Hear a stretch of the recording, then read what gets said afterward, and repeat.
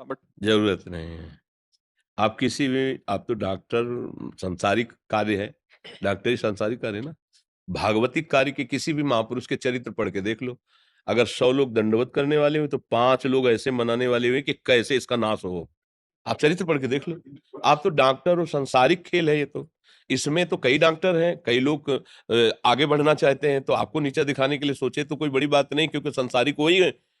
यहाँ तो हम परमार्थ की बात तुम्हें कह रहे हैं, जो सत्य को स्वीकार करके इस मार्ग पे चले हैं, उनकी भी विरोध में देखो ना, आप चरित्र पढ़ के देखो ना। तो इसलिए मुझे लगता है उत्तर न दे करके हम अपने को निर्विकार करें, जो हम में कमियां हों उनको हटाने की कोशिश करें और अच्छे सद्गुण भरें और मरीज को भगवान का स्वरूप समझकर जितना हमको ज्ञान भगवान ने दिया है उतनी तो किसी का विरोध तुम्हें गिरा नहीं पाएगा और तुम चमकने लगोगे क्योंकि तुम सत्य से अगर तुम विरोध में फंस गए फिर परेशानी हो जाए। उसने कुछ लिखा, आपने कुछ लिखा, वो अब आप विक्षिप्त हो गए, कितना परेशान हो जाओगे।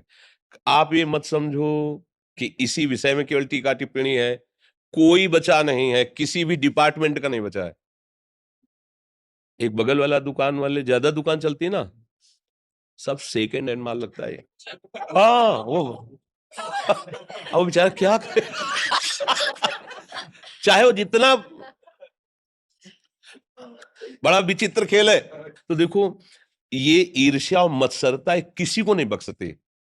कंचन तजना सहज है, सहज तिया का ने, मान बढ़ाई ईर्ष्या दुर्लभ तजना है। हमें लगता है भगवान का अगर आश्रय लेकर के और सत्य मार्ग में चला जाए तो मस्त गजराज की तरह अपने लक्ष्य में पहुंच जाओगे। और अगर इनकी तरफ देखोगे तो कभी नहीं संभाल सकते, आप सच्ची समझो, कभी नहीं संभाल सकते। हाथ जोड़ोगे, पैर छुओगे, वो और आपको परेशान करेगा। अगर आप उससे कहोगे देखो हम हाथ जोड़ते हैं, आप सामनीति, आप हाथ हाथ जोड़ते हैं, आप हमने आपका क्या बिगाड़ा है, आप क्या चाहते हो, वो आपका शोषण करने लगेगा। अच्छा, दंड नीति, आप अशांत हो जाओगे, परेशान हो जाओगे। दाम नीति, कुछ ले दे के वो आपको ब्लैकमेल करता रहेगा।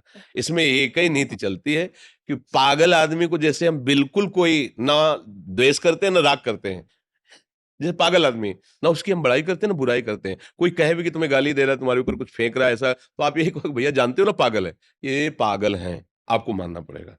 पागल आदमी अगर ऐसा कुछ लिखता है तो मुझे कोई परेशानी नहीं होनी चाहिए। हमारे को हमारे भगवान देख रहे हैं और हमारी उन्नति भगवान की करेंगे, ये व्यक्तियों से नहीं होगी। और हमारे पास जो मरीज आवे तो ईमानदारी से हम कोई गलती ना करें।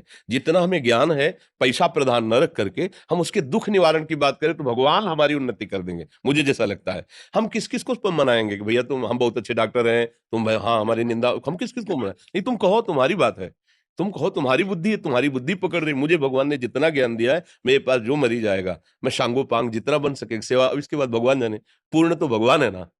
भाई कोई ये तो नहीं जैसे डॉक्टर ऑपरेशन करता है तो यही कहता है प्रयास मेरा सफलता भगवान की, कहता है कि नहीं। बस फिर हमें विरोध भाव में किसका प्रश्न था। हाँ विरोध भाव में नहीं देखना, नहीं तो परेशान रहोगे।